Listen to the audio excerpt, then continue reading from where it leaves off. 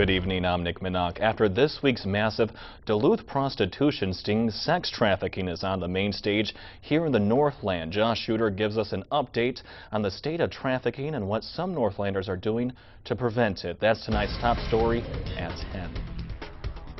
Following a two-day sting operation at a Duluth area motel, 15 people were arrested for being involved with sex trafficking. Authorities are also stressing the importance of the arrest of a pimp, Jason Michael Stone. Police say he sold drugs as well.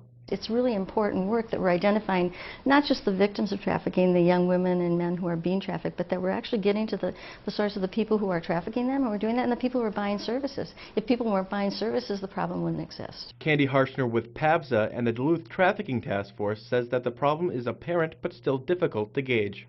So it's a community effort, and to really talk to you about what the numbers are or what the extent of the problem is, I think we still don't know. I think we're still learning, although we know it's an issue here. We know that it's a problem here. We know that from working with youth organizations. We know that from our clientele. Our therapist, a third of her therapeutic caseload right now is trafficking victims. Patty Larson, who has been very involved in curbing sex trafficking in the Northland, says that there has been a drastic rise in attention to the issue of sex trafficking within the community. There's been a lot more community awareness being put forth too. So whenever that happens and you have a community behind a problem, you see a lot more healing going on. And so that's another huge thing. I've seen a lot more community involvement in our task force. Larson thinks that the area needs an increase in services for individuals leaving prostitution and trafficking to those that already exist.